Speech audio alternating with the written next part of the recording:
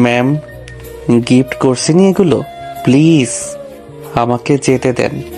আর আমি এসব করতে পারবো না। দেখেন আঙ্কেল, আন্টি আমাকে অনেক বিশ্বাস করে, আমি তাদের বিশ্বাস ভাঙতে পারবো না। দেখ বাল, রাখ তো তোর বিশ্বাস। আমি যা করছি চুপচাপ করতে দে, না হলে তোকে এই চাকরি থেকে বের করে দিব, সঙ্গে তোর মাকেও। ম্যাম, আপনি এসব কি শুরু করেছেন বলেন? চাইলেই তো বিয়ে করে স্বামীর সাথে এসব করতে পারেন। আঙ্কেল তো আপনাকে বিয়ে দেওয়ার জন্য উঠে পড়ে লেগেছে। বিয়ে? তাও আবার আমি? অসম্ভব। এই জীবনে আমি আর বিয়ে করেছিলাম না। বড় আপুকে দেখে আমার করুণা হয়। আর আমি কি না বিয়ে করে নিজের জীবন নষ্ট করব? তা একদমই না। ইচ্ছে হলে তোর সাথে করব এসব। দেখেন ম্যাম, এইসব করা অনেক পাপ। এর থেকে বিয়ে করে স্বামীর সঙ্গে যথেষ্ট তত আনন্দ করবেন, তখন কিছুই হবে না। প্লিজ আমাকে যেতে দেন এখন। থাক, মা বাবার সামনে কত অভিনয় করে গেলাম তোর সাথে এটা করব বলে, আর তুই কেন এরকম করছিস? ভালো হবে না বলছি। আব্বু আম্মু আসলে উল্টাপাল্টা বলে তোকে আর তোর মাকে কাম থেকে বের করে দিব। সরি ম্যাম, আমি আর 5টা ছেলের মতো নই। আমি কাজ করতে পারবো না। এখান থেকে বের করে দিলে আমি একটা না একটা কাজ জোগাড় করে নিব, সমস্যা হবে না। কথাটা বলেই স্বাধীন চলে যেতে নেবে, তখনই নেহা স্বাধীনকে পিছন থেকে টান দিয়ে খাটের উপর ফেলে দিয়ে স্বাধীনের উপর উঠে গলা চেপে ধরে বলতে লাগলো, কেন? আমি কি দেখতে সুন্দর না? দেখ কি হট ফিগার। এটা দেখে তো সব ছেলে পাগল হয়ে আমার দিকে তাকিয়ে থাকে। আর তুই কি না আমাকে কাছে পেয়েও দূরে সরিয়ে যাচ্ছিস? তোর মধ্যে কিছু তো একটা আছে, নাকি তুই ছেলে না? ধারবাল ম্যান, আপনি যা ইচ্ছা তাই মনে করেন, সমস্যা নেই। তাও আমাকে যেতে দেন তো। বুঝতে পারছি সোজা আঙুলে ঘি উঠবে না, আঙুলটা বাঁকাতেই হবে। তুই তো কিছু করবি না। দেখ, যা করার আমিই করছি। না ম্যাম, না, প্লিজ আমাকে যেতে দিন। স্বাধীনের কথা শুনে নেহা ধীরে ধীরে স্বাধীনের ঠোঁটের দিকে এগিয়ে যেতে লাগলো। প্রায় 5 মিনিট পর নেহা স্বাধীনকে ছেড়ে দিয়ে হাঁপাতে লাগে। ম্যাম, আপনি মানুষ না অন্য কিছু? কেউ কাউকে এইভাবে কিস করে? আর একটু হলেই তো মরে যেতাম। এখন ছাড়েন, ছেড়ে দেন আমাকে। দেখ, এত কিছু করার পরেও দেখছি তোর কোনো ফিলিংসই উঠছে না। বুঝতে পারছি তুই ওইটা যেটা ভাবছি, না হলে কেউ এইরকম করে না। সর, যা এখান থেকে এখন। হ্যাঁ ম্যাম, আপনি যা ভাবছেন আমি ওইটাই। এখন ওঠেন আমার উপর থেকে, যেতে দেন তো। তোকে যেতে দিতে পারি, বাট একটা শর্ত পূরণ না হলে যেতে দেব না। হ্যাঁ বলেন, এরপর আমাকে এখান থেকে যেতে দেন প্লিজ। আমি সব করতে পারবো না। আমি চাই না কোনো মেয়ের জীবন নষ্ট করতে। হয়েছে, তোকে অভিনয় করতে হবে না। তোরা অনেক অভিনয় করতে জানিস। জানিস ছেলে মানুষ মানে অভিনয়ের জন্য সেরা। ম্যাম, জানি না আপনি এরকম কথা বলছেন কেন, বাট সব ছেলে এক হয় না, যেরকম সব মেয়ে এক হয় না। ভালো মন্দ মিলে এই পৃথিবী, বুঝলেন? কথা তো এমন ভাবে বলতে শিখেছিস যা বলার মতো না। আর যা, রুম থেকে চলে যা, আর কেউ যেন এইসব জানতে না পারে। কথাটা বলেই নিহার স্বাধীনের উপর থেকে উঠে দাঁড়ায়। স্বাধীন নিহার কাছ থেকে ছাড়া পেয়ে দৌড়ে রুম থেকে বের হয়ে নিচে চলে যায়। নিহা স্বাধীনের যাওয়ার দিকে তাকিয়ে হাসতে লাগে। তার রুমে থাকা মিনি ফ্রিজ থেকে ড্রিঙ্কসের বোতল বের করে খেতে লাগে। অন্যদিকে স্বাধীন, নেহা ম্যামের আবার কি হলো? আজ হঠাৎ এরকম করছে কেন? কিছু তো বুঝতে পারছি না। দেখভাল সব মাথার উপর দিয়ে যাচ্ছে। আর নেহা ম্যামের কাছ থেকে দূরে দূরে থাকতে হবে। যা শুরু করেছে, যদি উল্টাপাল্টা কিছু হয়ে যেত আর আঙ্কেল আন্টি বা অন্য কেউ দেখে ফেলতো, তখন কি হতো? বাবা, তুই এখানে দাঁড়িয়ে কি ভাবছিস? এইভাবে নেহা মামুনের রুমে গিয়েছিলি কি কারণে? ডেকেছিল তোকে? এত তাড়াতাড়ি চলে আসলি যে? ও মা, তুমি আর বলো না, একটা পোকা বাথরুমে ছিল, ওটা দেখে ভয় পেয়েছে, তাই আর কি ডেকেছিল। কিন্তু তোকে এরকম দেখাচ্ছে কেন? গা ঘেমে গিয়েছে। আর ঠোঁটে কি? কথাটা বলে স্বাধীনের মা স্বাধীনের ঠোঁটে হাত দিতে যাবে, অমনি স্বাধীন দূরে গিয়ে দাঁড়ায়। কি রে, কি হলো তোর? এভাবে পিছিয়ে সরে গেলি কেন? আর দেখি তোর ঠোঁটে কি লাল লাল লেগে আছে। রক্ত নাকি ঠোঁট কেটে গিয়েছে আবার? না মা, রক্ত হতে যাবে কেন? জানি না, কি যেন কিভাবে যে লাগলো। দেখি এদিকে আয় তো, ঠোঁটে কি লেগেছে? না মা, দেখতে হবে না, থাকো তুমি। বাহিরে গাড়িটা অনেক ময়লা হয়ে আছে, ধুতে হবে। দেখ, তুই আমার সঙ্গে একদমই চালাকি করবি না। আমি তোকে জন্ম দিয়েছি, তুই আমাকে নয়। আমি ভালোভাবে বুঝতে পারছি, আর যা করছিস একদমই ঠিক করছিস না। নেহার বাবাকে তো ভালো করেই জানিস, ওরা অনেক ভয়ঙ্কর। দেখ বাবা, তুই আমার একমাত্র ছেলে, তোকে নিয়ে আমার যত আশা। প্লিজ বাবা, কিছু উল্টাপাল্টা করিস না। তুই মরে গেলে কিন্তু আমি মরে যাব। মা, তুমি এগুলো কি বলো? আর উল্টাপাল্টা মানে দেখো, তুমি যা ভাবছো একদমই ভুল। ভুল হলেই ভালো হয়। যা গিয়ে কাজ কর মনোযোগ দিয়ে, একটু পর নেহার বাবা চলে আসবে। নেহার উপরে দাঁড়িয়ে দাঁড়িয়ে সব কথা শুনি, কিন্তু কোনো প্রত্যুত্তরই দেয় না। এরপর নেহা তার রুমে চলে যায়। স্বাধীন মা চিন্তিত হয়ে তাদের থাকতে দেওয়া রুমে গিয়ে বসে চিন্তা করতে লাগে। অন্যদিকে স্বাধীন গাড়ি পানি দিয়ে পরিষ্কার করতে লাগে। নেহা বেলকনিতে এসে দাঁড়ায়। স্বাধীনকে এরকম অবস্থায় ড্যাব ড্যাব করে তাকিয়ে দেখতে লাগে, আর ঠোঁট জিহ্বা দিয়ে স্লাইড করতে লাগে। স্বাধীন উপরের দিকে তাকিয়ে নেহাকে এরকম করতে দেখে ভয় পেয়ে দ্রুত গাড়ি পরিষ্কার করে রুমে চলে যায়। বাবা, এই নে, এখানে বেশ কিছু টাকা আছে। তুই এই টাকাগুলো নিয়ে গ্রামে চলে যা। তোর মামাকে ফোন দিয়ে বলে দিয়েছি, তোর মামা ওই দিকে সব দেখে নেবে। আমাদের যা জমি আছে ওইগুলোতে দেখাশোনা করবি, আর ওইখানে থাকবে, ওইখানেই পড়াশোনা করবে। কিছুদিন পর আমিও চলে যাব গ্রামে। মা, তুমি এগুলো কি বলছো? গ্রামে যাব কেন? আর ওইখানে গিয়ে কি করব? আমাদের তো বেশি জমি নেই, অল্প বাড়ি, ভাঙাচোরা। এর থেকে এখানে আছি, ভালো তো আছি। তোকে এইখানে থুয়ে হারানোর থেকে গ্রামে গিয়ে না খেয়ে মরে যাব, তাতেও শান্তি আছে। আমি যা বলছি তাই কর। তুই তোর ব্যাগপত্র গুছিয়ে এখনই গ্রামে চলে যা, আর আমি একদিন পরে চলে আসছি। নেহার মা বাবা ফোন করেছিল, তারা কালকে আসবে। তাদের কাছ থেকে টাকা নিয়ে আমিও চলে যাব। তোকে এখানে এক মুহূর্তও থাকতে হবে না। কেন?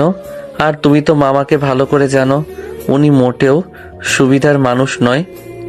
মিষ্টি মিষ্টি কথা বলে আমাদের নিয়ে যাচ্ছে, দেখবে কিছু তো একটা তার মাথায় দুষ্ট চিন্তা ঘুরপাক খাচ্ছে, দেখবে। দেখ বাবা, আমি তোকে যা করতে বলছি তুই তাই কর। তোর ব্যাগপত্রগুলো গুছিয়ে এখনই রওনা হয়ে যা। কাউকে কিছু জানাতে হবে না। কেউ জিজ্ঞেস করলে আমি বলে দেব। আর 2 দিন আগেই তো তোর রেজাল্ট বের হয়েছে। গ্রামে ভালো একটা কলেজে ভর্তি হয়ে নিবি। কথাটা বলে স্বাধীনের মা স্বাধীনের হাত ধরে কান্না করতে লাগে। স্বাধীনই চোখ বুঝতে পারে না তার মা এরকম করছে কেন।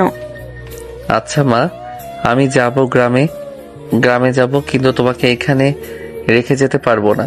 আমার সঙ্গে তোমাকেও যেতে হবে। নেহার মা বাবা আসলে ওনাদের কাছ থেকে টাকা নিয়ে তারপরে আমি যাব। তুই এখন যা, তোকে থাকতে হবে না। কিন্তু কেন? আর তুমি আমার সঙ্গে এরকমই করছো বা কেন? দেখ, তুই আমাকে এই বিষয় নিয়ে একটাও প্রশ্ন করবি না। আমি যা বলছি তাই কর। এটুকু বিশ্বাস রাখতে পারিস যে আমি তোর ভালোর জন্যই সবকিছু করছি। স্বাধীনের মা রুম থেকে চলে যায়। স্বাধীন ভেজা শরীর নিয়ে দাঁড়িয়েছিল এতক্ষণ। রুমে এসে তার সকল জামা কাপড়, বই আর কাগজপত্র গোছাতে লাগে। তখনই রুমে দরজা লাগানো শব্দ হয়। স্বাধীন পেছনের দিকে ঘুরে তাকিয়ে দেখে নেহা। ম্যাম, আপনি এইখানে? আর দরজা লাগালেন কেন? দেখেন মা, এমনিতেই আমাকে নিয়ে অনেক চিন্তাই করছে। প্লিজ দরজা খোলেন। আপনি আপনার রুমে যান, আমি আসছি। এটা আমার বাড়ি, যেই রুমে খুশি সেই রুমে আমি যাব, তুই বলার কে? আর সব ব্যাগ পত্র গোছাচ্ছিস, কোথায় যাবি তুই? আন্টি বললো তুই আর কাজ করবি না, গ্রামে চলে যাবি, ওইখানে তোদের কৃষি জমিতে কাজ করবি।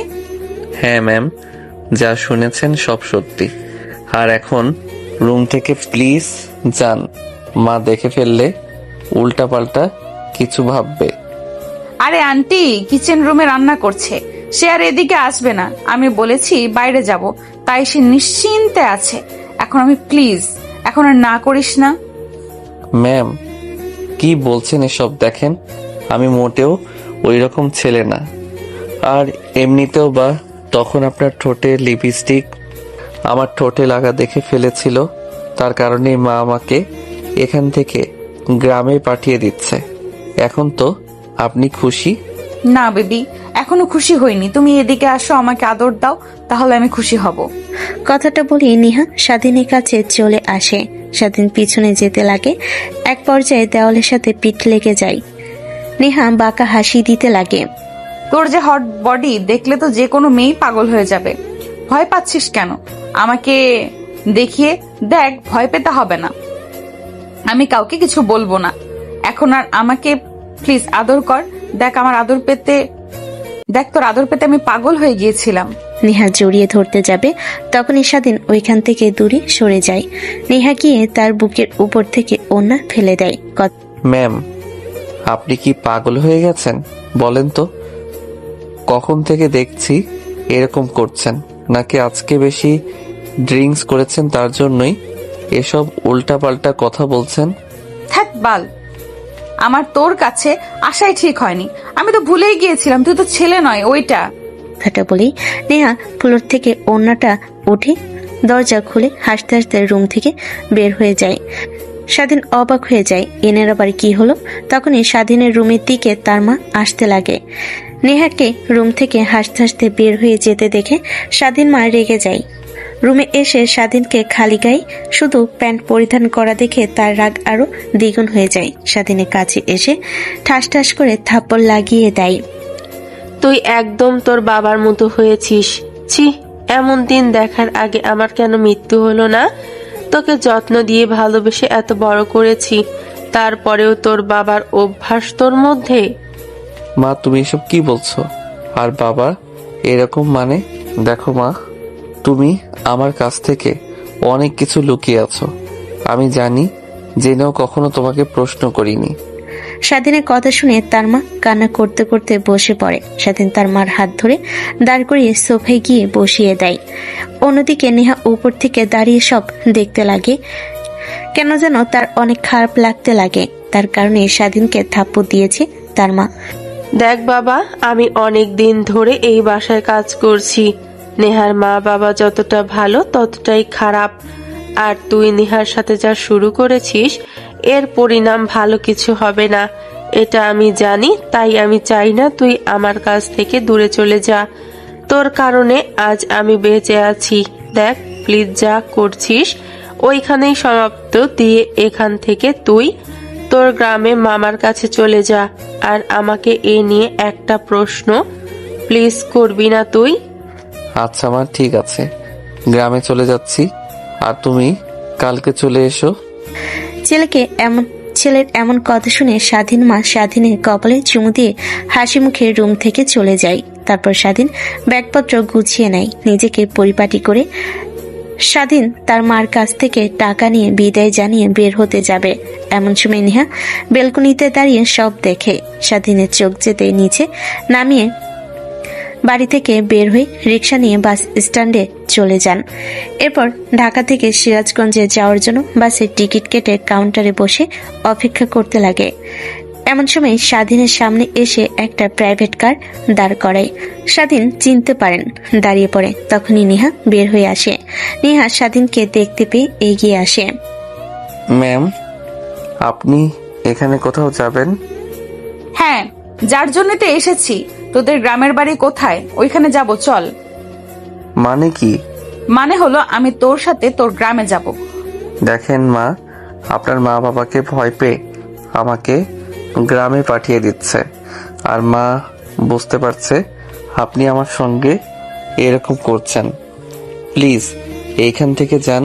আর মা যদি জানতে পারে তাহলে সে অনেক কষ্ট পাবে। আমার মা আমাকে এত বড় করেছে অনেক কষ্ট করে। আমি চাই না আমার জন্য সে কষ্ট পাক। ও আচ্ছা, আমি ভাবছি তুই এমনিতেই যাচ্ছিস গ্রামে ঘুরতে, তাই যেতে চেয়েছি। আমি তো জানি না তুই একেবারে চলে যাচ্ছিস। আচ্ছা, দেখে শুনে যাস। নেহার চোখ দিয়ে এক ফোঁটা অশ্রু বের হতে নিলে হাত দিয়ে মুছে ফেলে। স্বাধীন দেখে অবাক হয়ে যায়। স্বাধীন নেহার যার দিকে তাকিয়ে থাকে। একটু পর বাস চলে আসলে স্বাধীন বাসে উঠে পড়ে। প্রায় 4 ঘন্টা পর স্বাধীন তার বাসায় চলে আসে। তার মামা বাড়িতে গিয়ে ফ্রেশ হয়ে তার মাকে ফোন করেন। বাবা, তুই গিয়েছিস? হ্যাঁ মা, একটু আগে এসেছি। আর তুমি যেন চিন্তা করো না আমাকে নিয়ে। বাবা, তোর সাথে কি নেহার কিছু হয়েছে? ও দেখি কোথায় জানি গিয়েছিল, আসার পর রুমে বসে আছে। খাবার খাওয়ার জন্য 2 বার ডাকতে গিয়েছি, কিন্তু কথাই বলছে না। ডেকে ডেকে শেষ পর্যায়ে রেখে এসেছি। দেখো মা, তুমি যা ভাবছো একদমই ভুল। আর আমার সাথে কিছুই হয়নি। তুমি শুধু শুধু ভয় পাচ্ছ। আর আমি আজকে আমাদের বাড়িতে গিয়ে সব পরিষ্কার করে রেখে আসবো। তুমি কালকে কিনবা, তারপরের দিন আঙ্কেলের কাছ থেকে টাকা নিয়ে চলে এসো। ঠিক আছে বাবা। আর তোর মামি তেমন একটা ভালো না, তার কথা শুনে তুই আবার মন খারাপ যেন না করিস। যতদিন থাকবে তার কথা শুনে থাকবি। তারপর স্বাধীন তার মায়ের সাথে বেশ কিছুক্ষণ কথা বলে তখনই তার মামা রুমে আসে। কি ব্যাপার ভাগ্নে, প্রায় 3 বছর পর বাড়িতে আসলা, এসে আবার কিন্তু তো দেখাচ্ছ। কি হয়েছে? আর আপা আসলো না তোমার সাথে? না মামা, কিছুই হয়নি। মা আগামীকাল চলে আসবে। আর ঢাকায় ভালো লাগছিল না, তাই আর কি গ্রামে চলে আসলাম। এখন থেকে এখানেই থাকবো, এখানেই পড়াশোনা করব। ও আচ্ছা, তা আমরা শুনেছি তোমরা এখানে নাকি বড় লোকেদের বাড়িতে থাকতে, তা টাকা পয়সা কিছু আনোনি সাথে করে? না মামা, টাকা মা দিয়েছে, তা নিয়ে এসেছি। আজকে বাড়িটা ঠিক করতে হবে। আসার সময় দেখে আসলাম টিনগুলো ভেঙে গিয়েছে। বাজার থেকেই কিনে এসে ঠিক করতে হবে। স্বাধীনের কথা শুনে তার মামা মনমরা হয়ে যায়। তারপর স্বাধীনকে বলে, ও আচ্ছা, তাই বলো। ভেবেছি অনেক অনেক টাকা নিয়ে এসেছো। আচ্ছা আসো, খাবার খেয়ে নেবে। তোমার মামি তোমার আসার কথা শুনে অনেক রান্না করেছে। তারপর স্বাধীন তার মামার সাথে রুম থেকে বের হয়ে খাবার টেবিলে এসে খেতে লাগে। খাবার খাওয়া শেষ হলে রুমে গিয়ে রেস্ট নেয়। বিকেলের দিকে বাজারে চলে যায়। বেশ কিছু টিন আর কাঠ কিনে নিয়ে চলে আসে। তারপর সেগুলো দিয়ে বাড়িটা ঠিক করতে লাগে। কে বন্ধু, এতদিন পর তোর ভাইয়ের কথা মনে পড়লো? আর কারোর সঙ্গে কোনো কন্ট্যাক্টও নেই। একবার ভেবেছিলাম তুই বোধহয় মরে গেছিস, নাহলে বাড়িতে আসতে। ও তুই? আরে বলিস না, ফোন হারিয়ে গিয়েছিল। আর তোদের নাম্বার আমার কাছে ছিল না, তাই আর ফোন করতে পারি নাই। সরি রে। ও আচ্ছা, আর সরি বলতে হবে না। তা আন্টিকে কোথাও দেখতে পাচ্ছি না, আন্টি আসেনি তোর সাথে? আরে না, মা এখনো আসেনি, আগামীকাল আসবে। তাই বাড়িটা ঠিক করছি, দেখছি যেহেতু ভেঙে গিয়েছে। হ্যাঁ আচ্ছা, আবার কি শহরে যাবি না? এখানে থাকার চিন্তা ভাবনা করেছিস? আরে না, শহরে যাওয়ার আর কোনো ইচ্ছে নেই আমার। এখানেই থাকবো। কিছু জমি আছে মার, ওইগুলো চাষাবাদ করব। আর পাশের গ্রামের কলেজে ভর্তি হয়ে ওইখানে পড়বো। স্বাধীন তার বন্ধুর সঙ্গে বেশ কিছুক্ষণ কথা বলে তারপর তার বন্ধুকে নিয়ে ঘর পরিষ্কার করতে লাগে। সবকিছু ঠিকঠাক করে রাত হয়ে যায়। তারপর লাইট ফ্যান বাজার থেকে কিনে নিয়ে সেগুলো লাগিয়ে সবকিছু কমপ্লিট করে। যা, সব কমপ্লিট হয়েছে। তোর এখন চল, রবিউল মামার চায়ের দোকানে যাব। ওখানে সবাই বসে আমাকে অনেক ফোন করেছিল, তোর কথা বলিনি, সবাইকে সারপ্রাইজ দিব। আচ্ছা চল, আমি দরজাগুলো তালা দিয়ে আসছি। তারপর স্বাধীন তার বন্ধু দুজনে মিলে গ্রামের মেঠো পথ দিয়ে হেঁটে যেতে লাগে। জ্যোৎস্না মাখা রাতটা যেন স্বাধীন অনেক মিস করছিল। অনেকদিন মন ভরে তা উপভোগ করতে লাগে। হাঁটতে হাঁটতে প্রায় 5 মিনিট পর একটা চায়ের দোকানে আসে। দেখে সবাই গল্প করছে। স্বাধীন সেইখানে যেতেই সবাই অবাক হয়ে দাঁড়িয়ে পড়ে। এক এক করে স্বাধীনকে এসে সবাই জড়িয়ে ধরতে লাগে। আরে এই মাত্র তো আসলাম, সব জানতে পারবি। ওয়েট কর। আর তোরা এভাবে বসে আছিস, চায়ের অর্ডার দে, আর বিলটা আজকে আমি দেব। চায়ের বিল তুই দিবি নাকি আমরা দেবো? নাকি ঢাকা থেকে টাকা ইনকাম করে এসেছিস লাখ লাখ? কথাটা বলে সবাই হাসতে লাগে, সঙ্গে স্বাধীনও হাসতে লাগে। একটু পরে চা আসলে খেতে লাগে আর স্বাধীন তার বন্ধুদের সঙ্গে আড্ডা দিতে লাগে।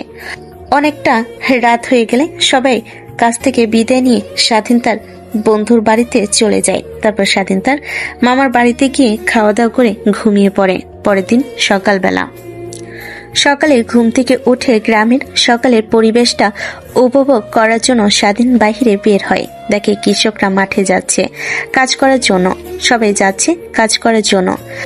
স্বাধীন অনেকদিন পর দেখে, অনেক ভালো লাগে। একটু হাঁটাহাঁটি করে বাসায় যায়। তারপর আরো কিছু কাজ শেষ করে পুনরায় তার মামা বাড়িতে আসে। কথাটা বলে স্বাধীনের মামি বাসা থেকে বের হয়ে মাঠে তার মামার কাছে চলে যায়। অন্যদিকে স্বাধীন খাওয়া দাওয়া করে তাদের বাড়িতে চলে যায়, কাজ করতে লাগে। অন্যদিকে নেহা অনেক রাতে ঘুমায়। অনেক ডাকাডাকি করলেও দরজা খোলে না। ভয় হতে লাগে নেহার। বাবা মাকে ফোন করলে তারা রাতে রওনা দেয়। সকালে বাসায় চলে আসে। তা বাবা, তোমার মা কবে আসবে ঢাকা থেকে? আপাকে দেখি না অনেক দিন হলো। হ্যাঁ, মাকে তো ফোন করেছিলাম, বলছে আজকে না হয় কালকে আসবে। তা বাবা, তোমার মামা রাতে বলল, শুনলাম তোমার নাকি একেবারে গ্রামে চলে এসেছো আর ঢাকায় যাবে না। তা কি করবে এখানে? নানা যে জমিগুলো মার নামে লিখে দিয়ে গিয়েছিল সেগুলো মামা চাষাবাদ করছে, ওইগুলো চাষবাস করব আর এখানেই কলেজে ভর্তি হব। সক্ষত তোদের জমি দেব। এখন তোর মা গিয়ে আসুক, তারপর দেখবি তোদের সাথে কি করি। মামি এইভাবে কি ভাবছেন? না রে বাবা, তেমন কিছুই না, তুই খা, আমি আসছি। দেখি তোর মামা কোথায় গেছে। মা প্লিজ দরজা খোল। তোর আন্টি বলছে তুই রাতেও কিছু খাসনি, কালকে দিনে কিছুই খাসনি, তুই দোয়ার চা আটকে রেখেছিস। ফোন করছি, রিসিভ করছিস না। দরজা খুল মা। কি হয়েছে? তোমরা তো ডাকাডাকি করছো কেন? বলছি আমাকে একটু একা থাকতে দাও। তোমাদের কানে কথা যাচ্ছে না নাকি? প্লিজ আমাকে একটু একা থাকতে দাও। মারে তোর কি হয়েছে আমাকে খুলে বল। দেখ তুই আমাদের একমাত্র মেয়ে, ছোট থেকে বড় হয়েছিস, কখনোই তুই যা চেয়েছিস তা তোকে দেইনি।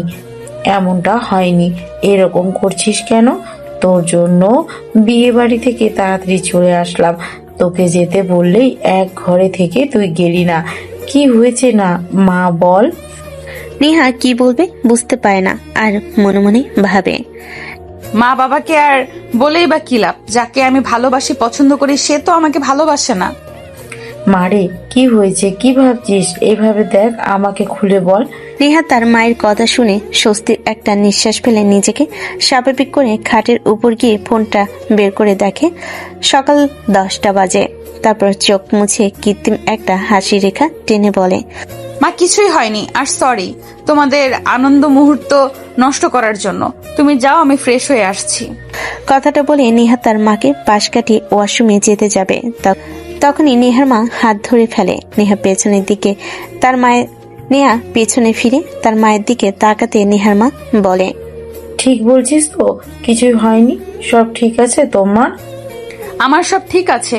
আসলে এত বড় বাড়িতে কখনো একা থাকিনি তো, তাই ভয় পেয়ে রুমের দরজা আটকে বসেছিলাম।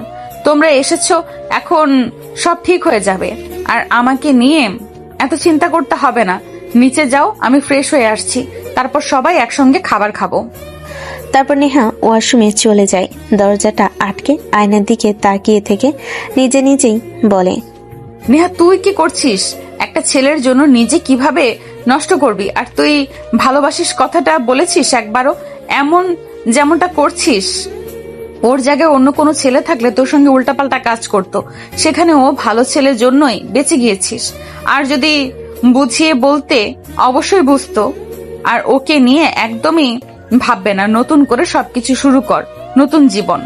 কথাটা বলেই নেহা ফ্রেশ হয়ে নিজেকে পরিপাটি করে হাসতে হাসতে নিচে আসে। নেহার মা বাবা, স্বাধীনের মা বাবা অবাক হয়ে যায়। সবাইকে অবাক করে দিয়ে নেহা খাবার টেবিলে বসে খাবার খেতে লাগে। এভাবে সবাই তাকিয়ে আছো কেন, যেন ভূত দেখছো? আর সরি বাবা, তোমাদের আনন্দ নষ্ট করার জন্য। দেখ, বোকা মেয়ে, সরি বলতে হবে না। আর আমি জানি তুই একা এই বাড়িতে থাকতে পারবি না, তার জন্যই তো জোরাজুরি করছিলাম নিয়ে যাওয়ার জন্য, কিন্তু তুই তো গেলি না। বাদ দে এসব কথা।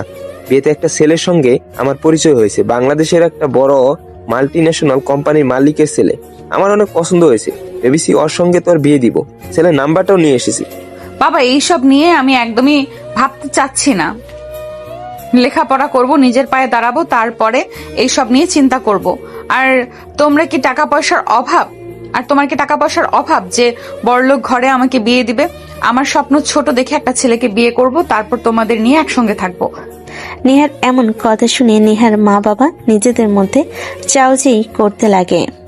তারপর খাওয়া দাওয়া শেষ করে বসার রুমে বসে সবাই মিলে টিভি দেখতে লাগে। স্বাধীনের মা চা নিয়ে এসে সবাইকে দিতে লাগে। আচ্ছা, বাড়িতে আসার পর থেকে তো আমি স্বাধীনকে দেখতে পাচ্ছি না, ও কোথায়? ভাইজান, ও গ্রামে গেছে আর আসবে না। আমিও কাজ ছেড়ে দিয়ে আজকে গ্রামে চলে যাব। আপনাদের আসার অপেক্ষা করছিলাম। এসেছেন যেহেতু সবকিছু বুঝিয়ে দিয়ে ভাবি আসেন আপনি। কি বলছো তুমি? এসব কাজ ছেড়ে দিবে মানে? দেখো, তোমাদের তো কোনো অসুবিধা করছে না। স্বাধীন পড়াশোনা করতো, পাশাপাশি কাজ করতো। আমি কখনোই ওর পড়াশোনা নিয়ে কথা বলিনি। তুমিও ভালো করে জানো আমি আর তোমার ভাবি অনেক ভালোবাসি ছেলেটাকে। কিন্তু কি হলো, গ্রামে চলে গেল, তুমিও চলে যাবে? ভাইজান, আসলে আমার গ্রামের মানুষ তো, শহরে তেমন একটা আর ভালো লাগছে না, তাই ওইখানে চলে যাব। জমি আছে কিছু, এগুলো চাষবাদ করব। আর আমি আর আমার ছেলে তো দুজনের সমস্যা হবে না। আর আপনাদের অনেক অনেক ধন্যবাদ, আমাদের বিপদে পাশে দাঁড়িয়েছিলেন। নেহার মা কি যেন চিন্তা করতে লাগে। তখনই নেহার বাবা নেহার মাকে বলে, তুমি এবার কি ভাবছো বলো তো? যেহেতু কাজ করতে চায় না, গ্রামে চলে যাবে, তুমি সবকিছু বুঝে নিয়ে কিছু টাকা দিয়ে দাও। কই কিছু না তো। আচ্ছা আসেন আপনি আমার সাথে। নেহার মা স্বাধীনের মা চলে যায়। স্বাধীনের মা সবকিছু বুঝিয়ে দিতে লাগে। নেহার মায়ের রুমে গেলে বেশ কিছু টাকা দেয়। স্বাধীন মা রুমে এসে এসব গোছাতে লাগে। এমন সময় নেহার রুমে প্রবেশ করে। আন্টি, এইভাবে চলে যাচ্ছেন? আপনাকে অনেক মিস করব। আমিও মা তোমাকে অনেক মিস করব। তোমাদের বাসায় আসার পর থেকে কখনো তুমি আমার সঙ্গে খারাপ ব্যবহার করনি, কাজের মেয়ের মতো দেখনি আমাকে। ভালো থেকো মা। আর একটা কথা, এই বয়সটা ভুল করার, কিন্তু ভুলের জন্য কখনো নিজের ভুল কিছু সিদ্ধান্ত নিও না। ঠিক আছে আন্টি, তাই আপনাদের গ্রামের বাড়ি কোথায়? আর আমাকে অ্যাড্রেস দিবেন। আমার অনেক গ্রাম দেখতে ইচ্ছে করে, কিন্তু মা বাবা যেতে দেয় না। শুনেছি গ্রাম দেখতে অনেক ভালো লাগে। আমার অনেক দেখতে ইচ্ছে করছে। কিছু মাস পরে তো শীত হবে, তখন যাব। পাগলি মেয়ে, নাম্বার আছে, ফোন করে যেও। ভালো থেকো মা, আর নিজের যত্ন নিও, আর একদমই পাগলামি করবে না। নেহার সঙ্গে কথা বলতে লাগে, সবকিছু বুঝে নেয়। তারপর নেহার মা বাবার কাছ থেকে বিদায় নিয়ে স্বাধীনের মা বাসার বাহিরে এসে রিক্সা না পেয়ে রাস্তা দিয়ে হাঁটতে লাগে। এমন সময় একটা কালো প্রাইভেট কার এসে সামনে দাঁড়ায়। স্বাধীনের মা ভয় পেয়ে যায়, না দাঁড়িয়ে হাঁটতে লাগে। তখনই এক চিরচেনা মুখ এসে সামনে দাঁড়ায়। স্বাধীনের মায়ের চোখ দিয়ে নিজের অজান্তেই অশ্রু বের হতে লাগে। তো তো তুমি তুমি এখানে যে, আর এত বছর পর গাড়িতে ওঠো? দেখেন, আমি আপনাকে ভুলে গিয়েছি, আর অতীত নিয়ে আমি আর বেশি দূরে যেতে চাই না। দেখো, আই এম সরি, আসলে আমার ওভাবে আসা উচিত হয়নি। আমি গিয়েছিলাম তোমাদের গ্রামে, কিন্তু আর খুঁজে পাইনি। শুনেছি তুমি নাকি মা হতে চলেছো, সবাই তোমার নামে মিথ্যা অপবাদ দিয়ে। তাই তুমি মিথ্যা অপবাদ নিয়ে গ্রাম ছেড়ে ঢাকায় চলে এসেছো। অনেক খুঁজেছি, কিন্তু হঠাৎ কখনো ভাবতেও পারিনি এত বছর পর। তারপর স্বাধীনের বাবা স্বাধীনের মায়ের হাত থেকে ব্যাগপত্র নিয়ে গাড়ির ডিকিতে রেখে দেয়। গাড়িতে উঠে বসে স্বাধীনের মা। স্বাধীনের বাবা ড্রাইভ করতে লাগে। এখন কোথায় যাচ্ছ তুমি? আর আমার ছেলে কোথায়? আমার গ্রামের বাড়ি তো চেনো না, ওই দিকে যাও, গ্রামে যাব। আর তোমার ছেলেকে অনেক যত্ন করে বড় করেছি, তাকে নিয়ে এসো। স্বাধীনের বাবা স্বাধীনের মায়ের এমন কথা শুনে অনেকটা অবাক হয়ে যায়। প্রশ্নসূচক দৃষ্টিতে বেশ কিছুক্ষণ তাকিয়ে থাকে। আর কত কাজ করবে? সব তো হয়ে গিয়েছে, এখন আন্টি আসলে দেখবি কত খুশি হয়ে যায়। বাড়িতে যা, খাবার খেয়ে আয়, আমিও যাচ্ছি। আচ্ছা, যাচ্ছি। আর তুইও যা। আরো অনেক অনেক ধন্যবাদ তোকে আমাকে হেল্প করার জন্য। আমার কাছে এখন টাকা নেই, মা আসলে তোকে কিছু টাকা দেব। আরে পাগল, সবকিছু হিসাব টাকা দিয়ে কখনই হয় না। তুই বন্ধু, এতদিন পরে এসেছিস, আর তোকে সাহায্য করবো না তো কি করে করব বল? আর এসব কথা বলবি না আমাকে। তারপর স্বাধীন তার বন্ধুর সঙ্গে কথা বলতে বলতে তার মামা বাসায় চলে আসে। বাড়ির সামনে চলে আসে, বাড়িতে ঢুকতে যাবে এমন সময় রাস্তায় বড় প্রাইভেট কার দেখে অনেকটা অবাক হয়ে যায়। ধীরে ধীরে বাসার ভেতরে প্রবেশ করে, কাউকে দেখে না। তার রুমের দিকে যেতে যাবে এমন সময় তার মায়ের একজন মধ্যবয়স্ক লোক জড়িয়ে ধরে কান্না করছে। স্বাধীন অবাক হয়ে যায়, মাথা নিচু করে রুমের ভিতর প্রবেশ করতে লাগে। স্বাধীনের বাবা দেখে উঠে খাটের উপর বসে পড়ে। মা, ইনি কে? এর আগে তো ওনাকে কখনো দেখিনি। বাবা, তোর কাছ থেকে অনেক কিছু লুকিয়েছি আমি, আর কিছু লুকাতে চাই না। তোকে বলেছিলাম তোর বাবা তোকে ছোট রেখে মারা গিয়েছে। আসলে না, এটা তোর বাবা। মানে কি বলছো মা এগুলো তুমি? আর উনি যদি মারার না যেয়ে থাকে তাহলে এত বছর তো আমাদের খোঁজ নিতে পারতো। কখনো তো দেখিনি তাকে খোঁজ নিতে। বাবা প্লিজ, তুই তোর বাবাকে ভুল বুঝিস না। আসলে আমি তোর বাবার কাছ থেকে লুকিয়ে লুকিয়ে দূরে সরে থেকেছি, তাই তোর বাবা খোঁজও আমাদের পায়নি। ও আচ্ছা, বুঝতে পারছি। তা তিনি এখন কি চাই আমাদের কাছ থেকে? বাবা, এমন ভাবে কথা বলিস কেন? নয় তোর জন্মদাত্রী বাবা, আর এখন তুই তোর বাবার সাথে তাদের সাথে থাকবি। মানে কি বলছো তুমি মা এসব? তুইও কি যাবে না? না বাবা, আমি যাব না। শহর আর আমার একদমই ভালো লাগে না, এখানেই থাকবো। তুই তোর বাবার সাথে যা। আর উনি কিন্তু অনেক বড় মানুষ, ওনার বড় বড় কোম্পানি আছে যেগুলো বাংলাদেশের টপ কোম্পানিগুলোর মধ্যে জায়গা দখল করে রেখেছে। স্বাধীন কথাটা শুনে অনেকটা অবাক হয়। এত বড় মানুষ তার বাবা। বাবা, তুই ওনার সাথে গেলে তোর লাইফ সেটেল হয়ে যাবে। তুই ওনার সাথে যা, আর আমাকে নিয়ে তোর ভাবতে হবে না। মা, আজ পর্যন্ত তোমার কোনো কথা ফেলে দেইনি, কিন্তু এটা পারবো না। আমি তোমাকে ছেড়ে আমি কোথাও যেতে পারবো না, সেটা যে কেউ আসুক না কেন। আর ওনাকে তো আমি এর আগে কখনো দেখিও নি, তাহলে কিভাবে হঠাৎ করে একজনকে বাবা বলে সম্বোধন করতে পারবো? তুমি ওনাকে চলে যেতে বলো, আমি যাব না, তোমার সাথে থাকবো। বাবা, এইভাবে প্লিজ বলো না। দেখো, তোমাকে আর তোমার মাকে আমি অনেক খোঁজার চেষ্টা করেছি, কিন্তু কোথাও পাইনি। শেষমেশ হাল ছেড়ে দিয়েছিলাম। আজ হঠাৎ রাস্তায় দেখা হয়। বিশ্বাস করো বাবা, অনেক খুশি হয়েছি। প্লিজ আমাকে ভুল বুঝো না।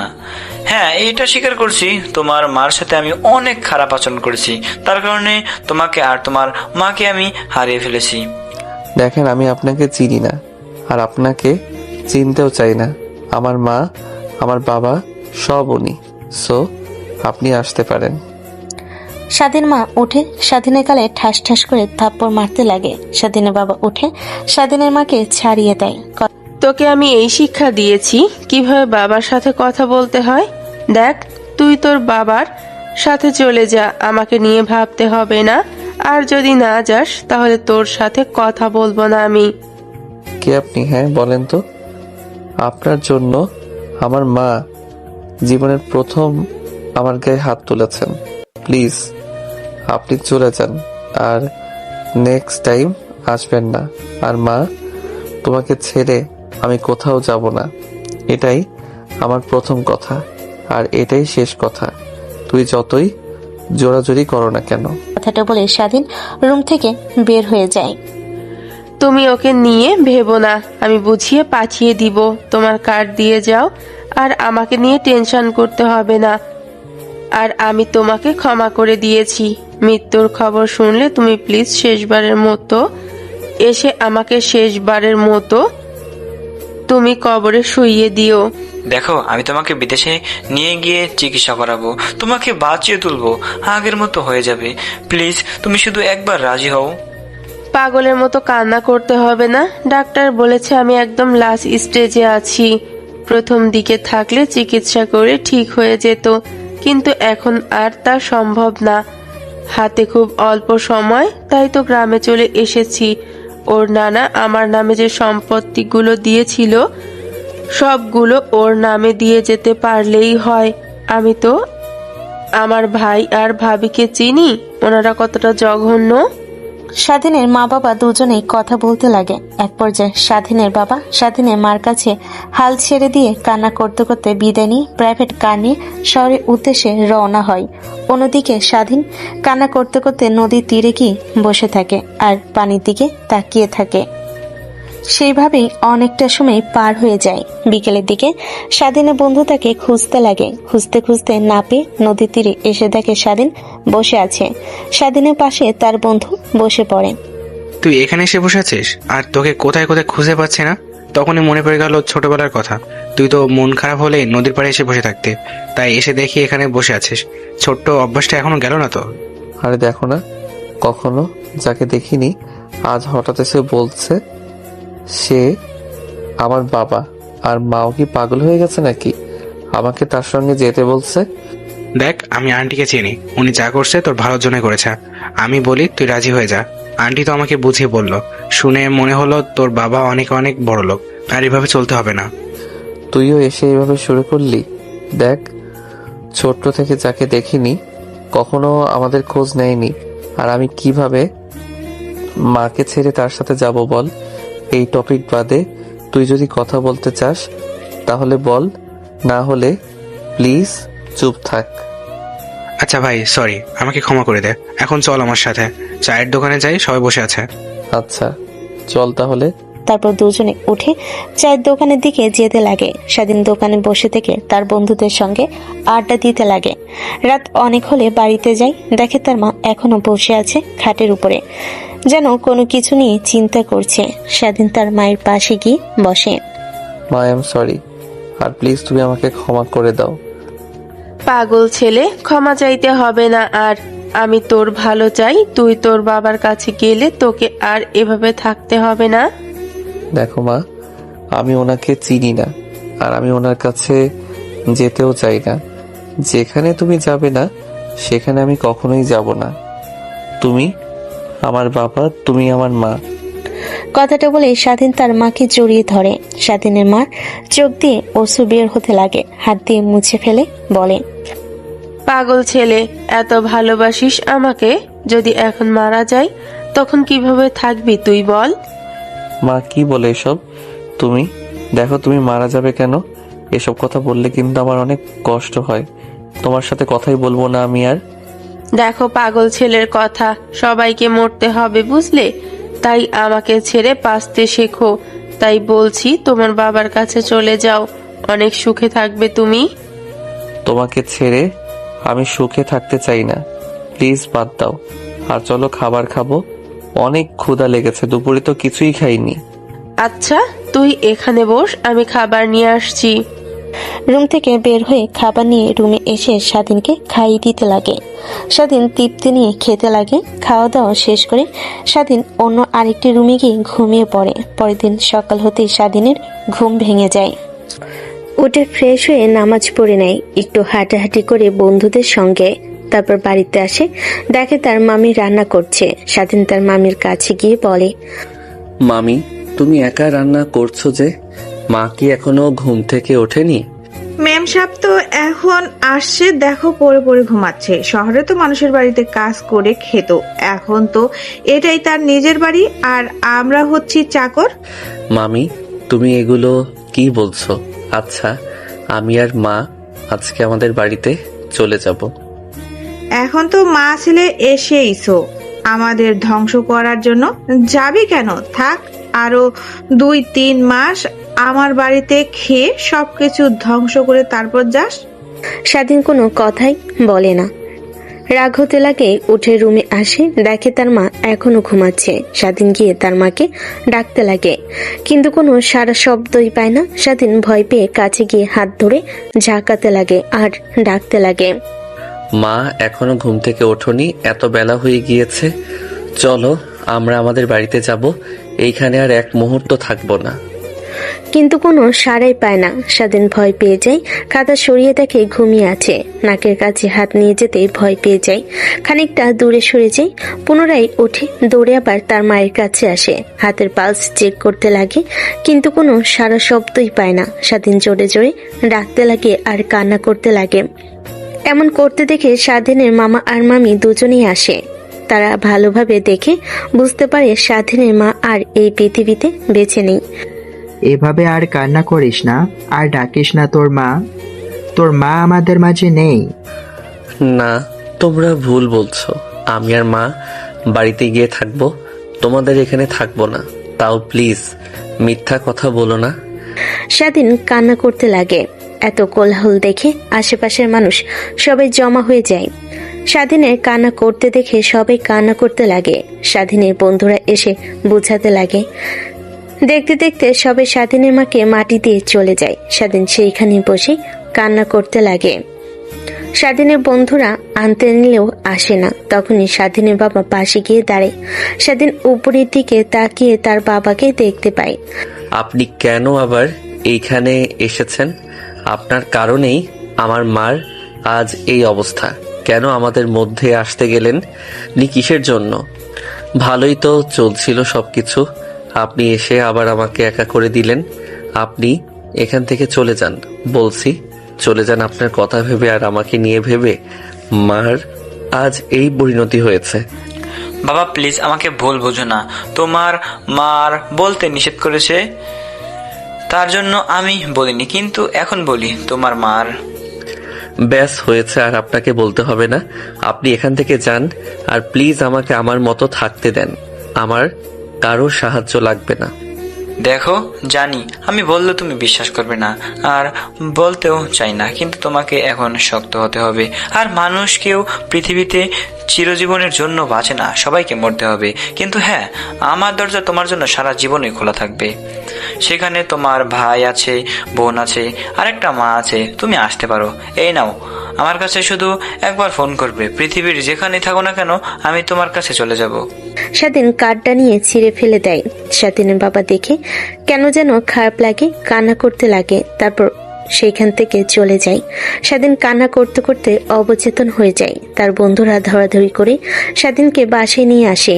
এভাবে কেটে যায় একটা মাস। এভাবে আর তো মামার ঘাড়ের উপর বসে বসে আর কতদিন খাবি? তোর ছোট ভাই শহরে থেকে পড়াশোনা করছে, ওকে টাকা দিতে হয়, তোর মামা একা সামলাতে পারে না। তুই কিছু একটা এখন কর। আমি আগামীকাল থেকে আমি মাঠে কাজ করব। মার জমিগুলো আমাকে বুঝিয়ে দিতে বলো আমাকে, তাহলে হবে। তোর মায়ের জমি ছিল কই? আমি তো জানি না। আর তোর মামা তোর মায়ের জমি দেখাশোনা করে কই? কেন, তোমাদের পাশের জমিটুকু আর ওই জমিগুলো তো সব মার মামা দেখাশোনা করেন। আর মামার যা জমি ছিল সব তো সে বিক্রি করে দিয়েছে। কি যেন ব্যবসা করবে, তার জন্য সব জমি বিক্রি করে ব্যবসা শুরু করলে সেখানে লস হয় আর টাকা উসুল হয় না, তাই জমিগুলো আর ফিরে পায় না। মা আমাকে সব বলেছে। তোর মা তোকে ভুল বলেছে, মিথ্যা কথা বলেছে। তোর মায়ের কোনো জমি নেই, সব তোর মামার। আর তোরা যে বাড়ি করেছিস ওটাও তোর মামার। তোর মামা দয়া করে তোর মাকে থাকতে দিয়েছিল, আর তোর মা তার জমি সব বিক্রি করে দিয়ে ঢাকায় চলে গিয়েছিল তোকে নিয়ে। স্বাধীন আর তার মামির দুজনে কথা কাটাকাটি করতে লাগে। তখনই তার মামা চলে আসে। স্বাধীনের মামা সব শুনে বলতে লাগে, তোর মামি তো ঠিক বলেছেন, তোর মার কোনো জমি নেই, সব আমার, বুঝলি? আর বাড়ি থেকে বের হবি তুই। এখন এত বড় ছেলে হয়ে আমার ঘাড়ের উপর বসে থেকে কয়েকদিন খেলি, লজ্জা করে না তোর? মামা, তুমিও মিথ্যা কথা বলছো। প্লিজ দেখো, আমার মায়ের শেষ সম্বল জমিগুলো আমাকে দাও। আমি আর কোথাও যেতে চাই না। মার কবরের পাশে বাকিটা জীবন পার করে দিতে চাই। আচ্ছা, তুই বিশ্বাস করছিস না তাই তো? এখানে দাঁড়া, আমি সব দলিলপত্র নিয়ে আসছি, তারপরে সব বুঝতে পারবি। স্বাধীনের মামা রুমে ঢুকে কিছু দলিল বের করে নিয়ে আসে। সেগুলো দেখাতে লাগে। স্বাধীন দেখে অবাক হয়ে যায়, কি বলবে ভাষা খুঁজে পায় না। মাথা নিচু করে সেখান থেকে চলে যায়। রুমে গিয়ে সবকিছু গোছাতে লাগে। এমন সময় তার মায়ের বাক্সের দিকে নজর যায়, খুলতে দেখে একটা চিঠি। বাবা, আমি জানি তুই যখন এই চিঠিটা পড়বে তখন আমি এই দুনিয়াতে হয়তোবা আর বেঁচে থাকবো না, কারণ আমাকে তো মরতেই হবে। মরণ ব্যাধি রোগ ক্যান্সার হয়েছে আমার, যা চিকিৎসা করার আমার পক্ষে সম্ভব নয়, আর এখন আর হবেও না, কারণ একদম লাস্ট স্টেজে। ডাক্তারের কাছে গেলে সে বলে আর কিছুদিন বাঁচবো আমি। দেখ, তুই তোর বাবাকে ভুল বুঝিস না, সে অনেক ভালো মানুষ, কিন্তু পরিস্থিতির কারণে আমার সঙ্গে এমনটা করেছে সে। আমি জানি অনেক খুঁজেছে আমাকে, কিন্তু আমি তার কাছে যাইনি। আর তোর মামা মামি অনেক বাজে, তারা উপরে যেরকম ভালো দেখায় বাস্তবে তারা থেকে জঘন্য। তাই বলবো তুই তোর বাবার কাছে যা, সে তোর জন্য ভালো ভবিষ্যৎ করে দেবে। আমি ওপর থেকে তা দেখে যেন সুখে থাকতে পাই, খুশি হই। ইতি তোর মা। স্বাধীন চিঠিটা পড়ে অঝরে কান্না করতে লাগে। তারপর ব্যাগপত্র গোছাতে লাগে। তার মারে একটা ছবি তার ব্যাগে গুছিয়ে নেয়। তার জামা কাপড় আর কিছু প্রয়োজনীয় ডকুমেন্ট নিয়ে বের হই সে। কি করবে সে নিজেও জানে না। তার বাবার কাছে ফিরে যেতে চায় না। ভাবে সেই আঙ্কেলের বাসায় যাবে যেখানে আগে সে কাজ করত, কিন্তু এত দূর যাওয়ার জন্য তার কাছে এখন আর টাকা নেই। তাই ফোন বের করে তার বন্ধুকে ফোন করে। ফোন দিতে রিসিভ করে। স্বাধীন বলে, বন্ধু প্লিজ একটা হেল্প করবে আমার? কে? আরে তুই এভাবে বলছিস কেন? বল কিভাবে সাহায্য করতে পারি তোকে। মানে কি করে যে বলি তোর সাথে। তুই কোথায়? আমি নদীর পাড়ে বসে আছি, একটু আসবি তুই এখন? আচ্ছা, তুই ওখানে থাক, আমি 2 মিনিটের মধ্যে আসছি। স্বাধীন ফোন রেখে দেয়। নদীর পানির দিকে তাকিয়ে থাকে। জোয়ারের পানিতে নদী এখন পরিপূর্ণ হয়ে গেছে। মাঝে মাঝে 2-1টা নৌকা চলে যাচ্ছে তাদের নিজ নিজ গন্তব্যে। তখনই পাশে এসে তার বন্ধু এসে বসে। স্বাধীন তাকিয়ে দেখে।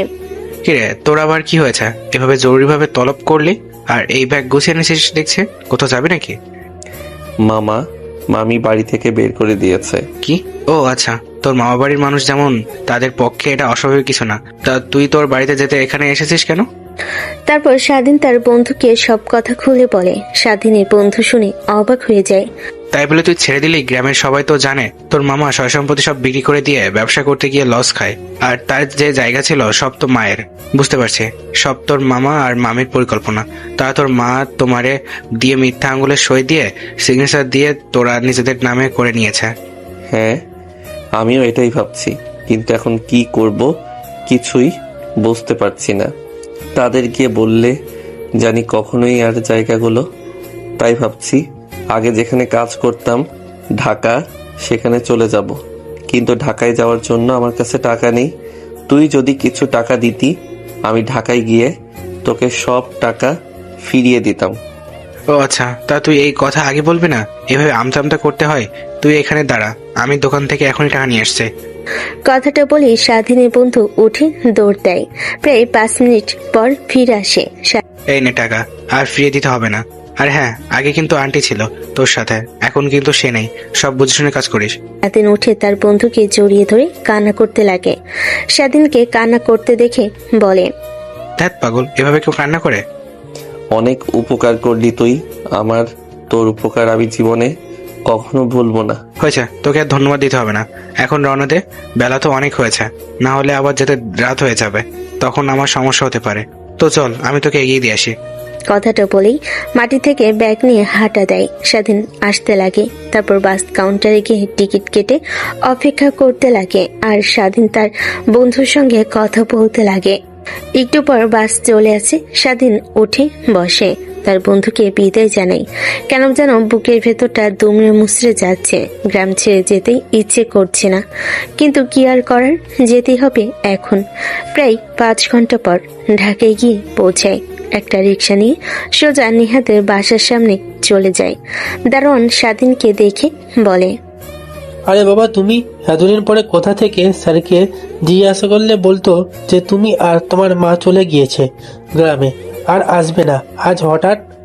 আর তোমার মা কোথায়? তাকে তো দেখছি না। স্বাধীন দারোয়ানকে জড়িয়ে ধরে কান্না করতে লাগে। দারোয়ান স্বাধীনকে তার কাছ থেকে ছাড়িয়ে বলে, কি হয়েছে বাবা? তোমরা এভাবে কান্না করছো কেন? এমন দেখাচ্ছে কেন তোমাকে? তারপর স্বাধীন দারোয়ানকে সব কথা খুলে বলে। স্বাধীনের কথা দারোয়ান শুনে অনেক কষ্ট পায়। আচ্ছা বাবা, ভিতরে যাও, স্যার ম্যাডাম সবাই বাড়িতে আছে, আমি তোমার ব্যাগ নিয়ে আসছি। স্বাধীন দরজা খুলে বাড়ির ভিতরে প্রবেশ করে চিরচেনা বাড়িটা মেন দরজা গিয়ে নক করতে নিহার মা এসে দরজা খুলে দেয়। স্বাধীনকে দেখে অবাক হয়ে যায়। স্বাধীন, তুমি আজ এতদিন পর হঠাৎ কি মনে করে? স্বাধীন কি বলবে বুঝতে পারে না, কান্না করতে লাগে। নেহার মা অবাক হয়ে যায়। স্বাধীনকে ধরে ভিতরে নিয়ে আসে, সোফায় বসিয়ে দেয়। তখনই নেহার বাবা আসে। স্বাধীনকে দেখে সেও এসে বসে। কি হয়েছে স্বাধীন, এভাবে কান্না করছো কেন? তারপর স্বাধীন সব কথা খুলে বলে। তার মা কিভাবে মারা গিয়েছেন সবকিছু। নেহার বাবা মা শুনে অনেক কষ্ট পায়, কারণ স্বাধীনের মা প্রায় 20 বছর তাদের বাসায় কাজ করেছেন। দেখো, মানুষ তো আর চিরজীবন বেঁচে থাকে না, আর তোমার মা আমাদেরও বলেনি যে তার চিকিৎসা করাবো। আচ্ছা বাদ দাও, এসো, যেহেতু তোমার ওই রুমে যাও, আর এখন থেকে এখানেই থেকো আর কাজ করো। ঠিক আছে আঙ্কেল, আর ধন্যবাদ। হয়েছে বাবা, আর ধন্যবাদ দিতে হবে না। যাও, দেখে তো মনে হচ্ছে কিছু খাওনি, ফ্রেশ হয়ে আসো। আর নেহার মা, ওর জন্য খাবার বেড়ে রুমে দিয়ে আসো। তখনই নেহা নিচে নামতে লাগে। স্বাধীনকে দেখে স্বাধীন সেই দিকে তাকিয়ে চোখ নামিয়ে রুমে চলে যায়। বাবা, এই ছেলেটা আবার এখানে? ওর মা না বড় গলা করে বলে গেল যাওয়ার সময় যে আর আসবে না ঢাকায়, গ্রামেই থাকবে। তা আবার কি মা ছেলে আমাদের বাসায় চলে এসেছে? নেহার এমন কথা শুনে নেহার বাবা রেগে উঠে দাঁড়ায়, ঠাস ঠাস করে থাপ্পড় লাগিয়ে দেয়। 2 গালে হাত দিয়ে বসে পড়ে। এই থাপ্পড়গুলো তোকে আগে মারা উচিত ছিল। তুই মানুষকে মানুষ মনে করিস না নাকি? ওরা কি ফিতে থাকে বাড়িতে? কাজ করে থাকে ওরা। চলে যাওয়ার পর তো কতজনে না কষলো, দেখলি না? 1 মাস হলো ঠিক মতো কাজ করে না, উল্টো আরো জিনিসপত্র চুরি করতো। ওনাদের মতো ভালো মানুষই হয় না। আর স্বাধীনের মা মারা গিয়েছে, ওর মামা বাড়ি থেকে বের করে দিয়েছে, তাই কোথায় যাবে বুঝতে না পেরে এখানে এসেছে। তাই বলে তুমি আমাকে মারবে? আর আমি কি এমন বলেছি? দেখো, আমি তোমার কোনো কথাই শুনতে চাচ্ছি না। এখন শুধু তুমি তোমার রুমে যাও, এমনিতেই ভালো লাগছে না। নেহা উঠে দাঁড়িয়ে দেখে তার মা আর বাবা দুজনেই মনমারা হয়ে বসে আছে।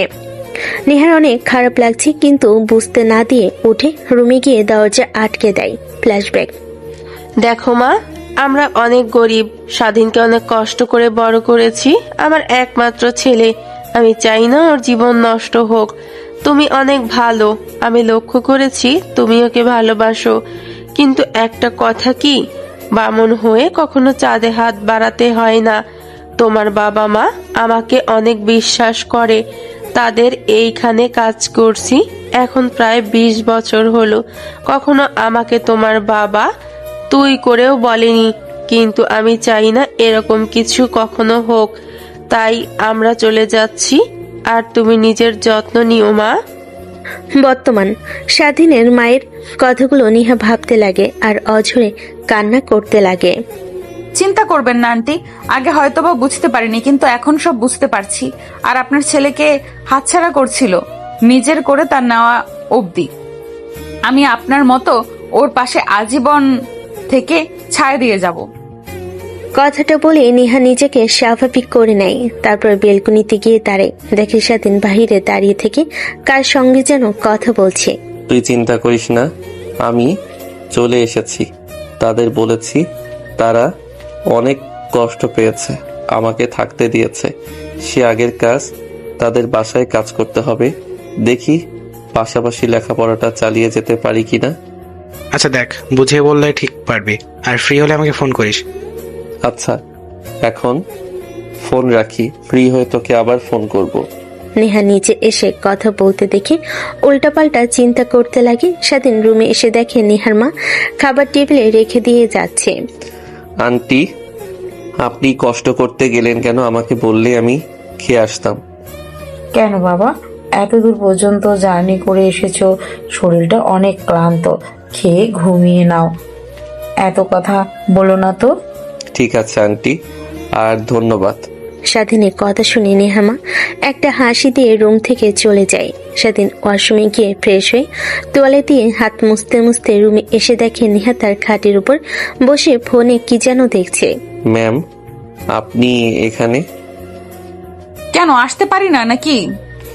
তা না, কিন্তু এত রাতে আমার রুমে আঙ্কেল আন্টি দেখলে অন্য কিছু মনে করবে। যা মনে করার তা করুন, তোকে নিয়ে ভাবতে হবে না। এখন বল, বাইরে তখন দাঁড়িয়ে হেসে হেসে কার সঙ্গে কথা বলছিলি? আর তোর ফোনের লক কি? ম্যাম, আমার গ্রামের বন্ধুর সঙ্গে কথা বলছিলাম, জানিয়ে দিলাম যে ঠিক মতো এসেছি। আর আমার ফোনে লক আপনাকে বলবো কেন? দেখেন, আপনি যা শুরু করেছিলেন তার জন্যে কিন্তু মা আমাকে এখান থেকে গ্রামে নিয়ে গিয়েছিল। প্লিজ আমাকে একটু একা থাকতে দিবেন। আপনি যা ভাবছেন তা কখনো সম্ভব না। থাক, এত কথা বলিস না তো, খাবার খা, অনেক টায়ার্ড দেখাচ্ছে তোকে। স্বাধীন ফোন হাতে নিয়ে লক খুলতে নেহা তার ফোন চেয়ে নিয়ে দেখতে লাগে। স্বাধীন সেদিকে আর না মনোযোগ দিয়ে খাবার খেতে লাগে। খাবার খাচ্ছিল, নেহার দিকে নজর যেতে দেখে তার দিকে অপলক দৃষ্টিতে তাকিয়ে আছে।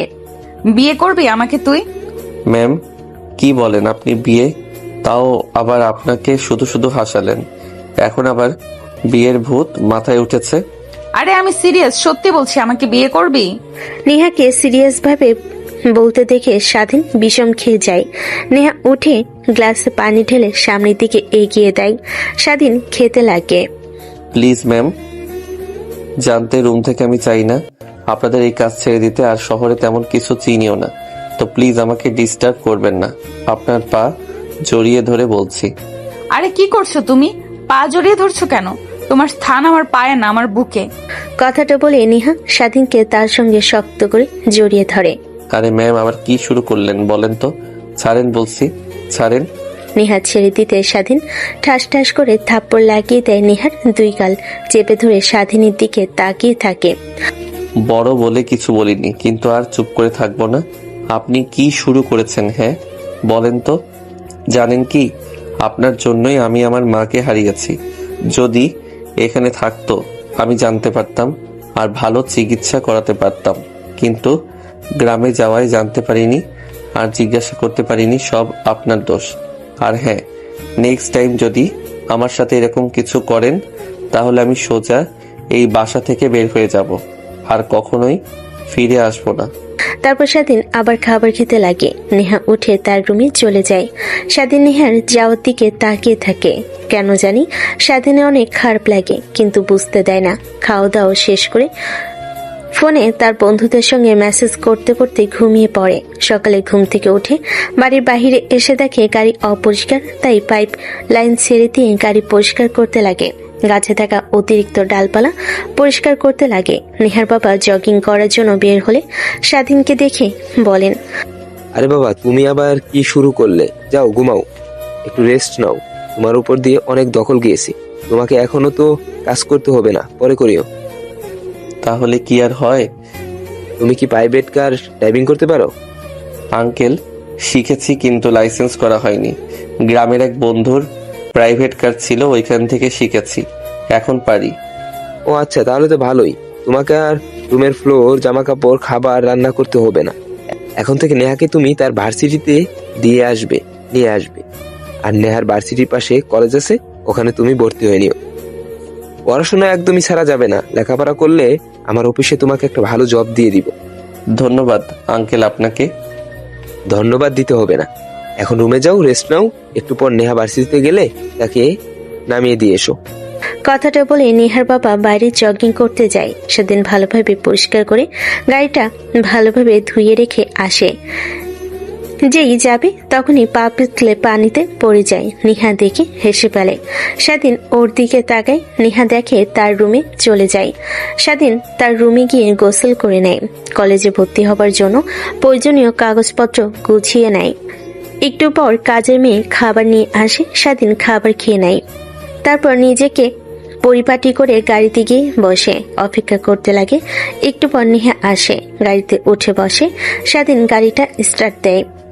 ম্যাম, আমি তো আপনার ভার্সিটি চিনি না, প্লিজ কোন দিকে যাব আমাকে একটু আজকে চিনিয়ে দিলেই হবে। আচ্ছা ঠিক আছে, গাড়ি চালাতে পারিস তো ভালোভাবে, নাকি অ্যাক্সিডেন্ট করে মারবি আবার আমাকে? নেহার কথা শুনে স্বাধীন একটা হাসি দিয়ে গাড়ি স্টার্ট দিয়ে বের হয়। নেহা দেখিয়ে দিতে লাগে। প্রায় 20 মিনিট পর ভার্সিটিতে চলে আসে। সামনেই পার্কিং লট আছে, ওইখানে গিয়ে অপেক্ষা করবি। আমার ভার্সিটির ক্লাস শেষ হবে 1টার দিকে। আমি যেন এসে তোকে ওইখানে দেখি। মানে ম্যাম, কলেজে ভর্তি হতাম আসার সময় দেখেছি ভার্সিটির পেছনে একটা কলেজ আছে। আঙ্কেল ওইখানেই ভর্তি হতে বলেছে আমাকে, তাই এখানে যাব। ও আচ্ছা, যা তাহলে। আর তোর নাম্বারটা দেখ, সিম নিয়ে তো আর ফোন কল যায় না, নাম্বার চেঞ্জ করেছিস তুই হয়তো। স্বাধীন নাম্বার দিয়ে দেয়। নেহা ভার্সিটিতে ক্লাস করতে চলে যায়। স্বাধীন গাড়ি রেখে হাঁটতে হাঁটতে কলেজে চলে আসে। তারপর প্রিন্সিপালের রুমে গিয়ে সবকিছু কমপ্লিট করে ভর্তি হতে লাগে। নেহার বাবার কথা বলতেই চিনতে পারেন। তারপর প্রিন্সিপাল ক্লাসরুমে নিয়ে গিয়ে সবার সঙ্গে পরিচয় করিয়ে দেন। স্বাধীন আর না এসে ক্লাস করতে লাগে। কিছুক্ষণের জন্য ভুলে গিয়েছিল নেহার কথা। মনে হতে ঘড়ির দিকে তাকিয়ে দেখে 1টা বেশ বাজে।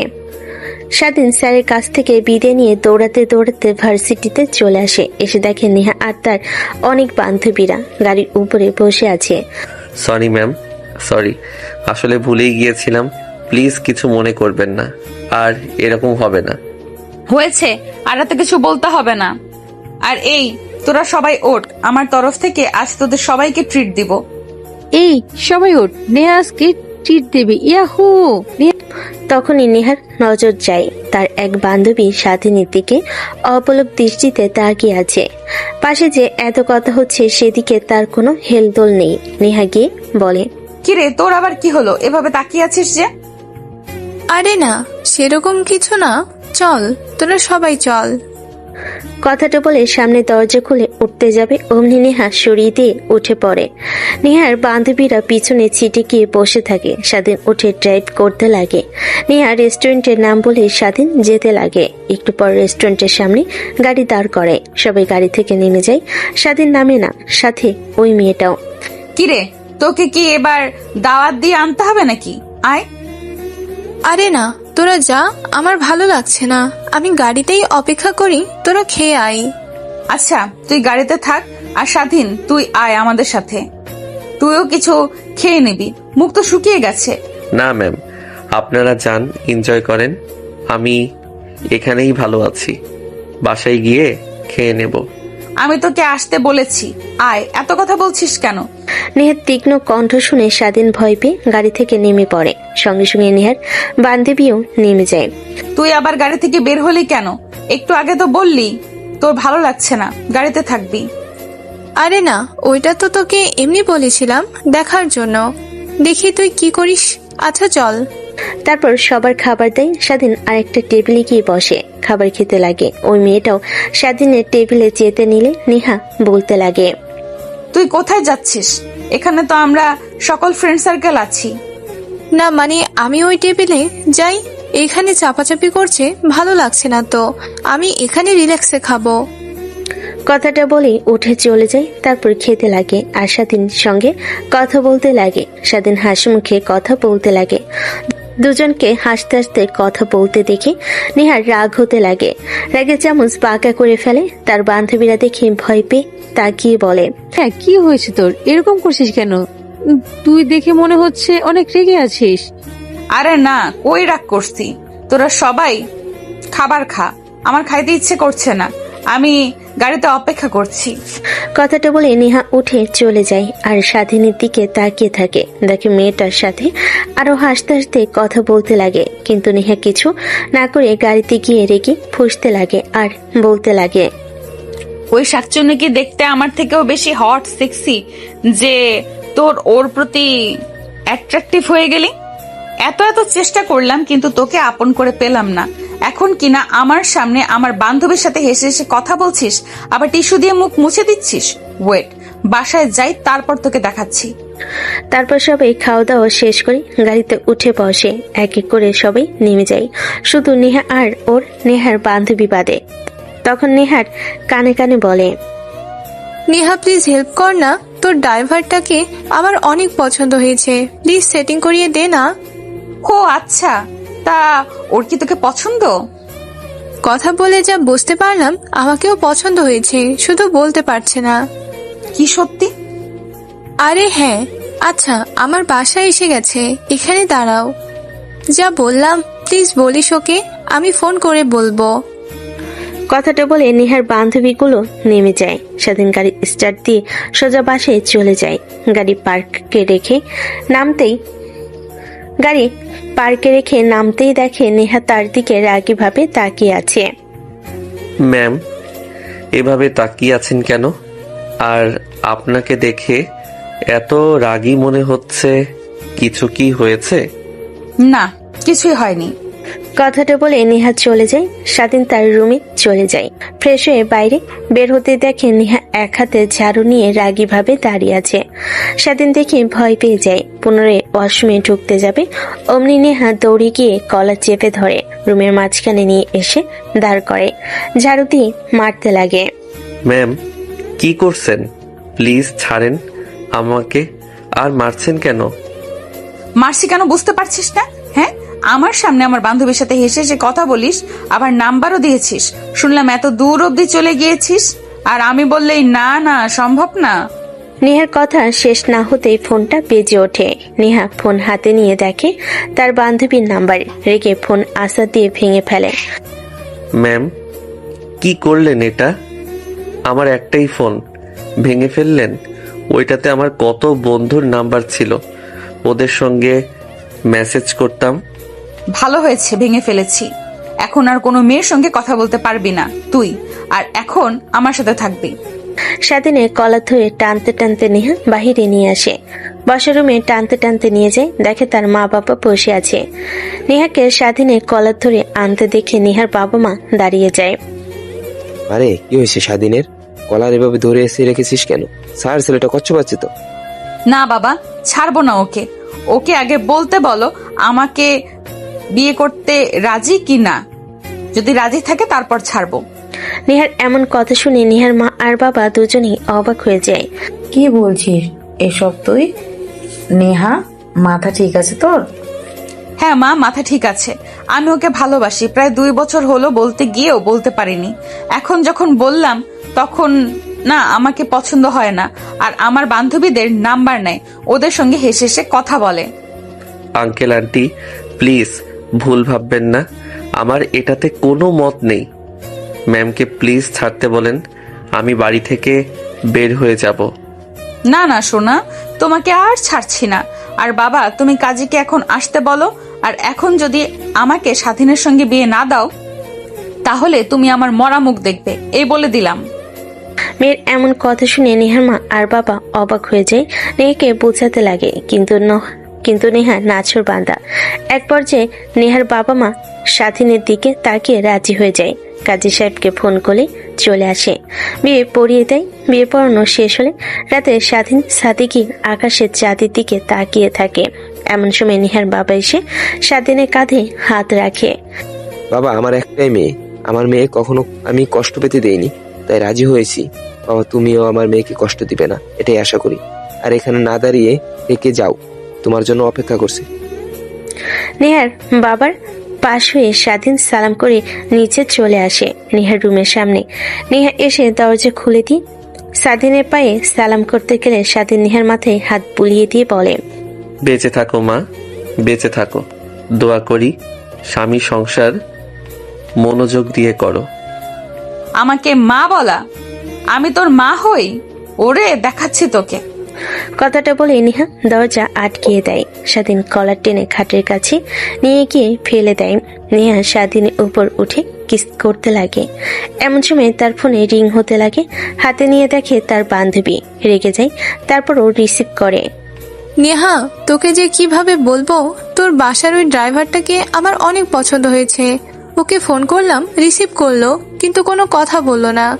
এখন দেখি যে ফোনের রিং বন্ধ দেখাচ্ছে। প্লিজ ওরকে গিয়ে বল না আমার সঙ্গে কথা বলতে। ও আচ্ছা, তা ম্যাম, আপনি যাকে নিয়ে স্বপ্ন দেখছেন সে এখন বাসর করতে ব্যস্ত। কি কি বলছিস কি তুই? কথাটা বলতেই নেহার বান্ধবী ফোনটা কেটে দেয়। স্বাধীন আর নেহা দুজনেই হাসতে লাগে।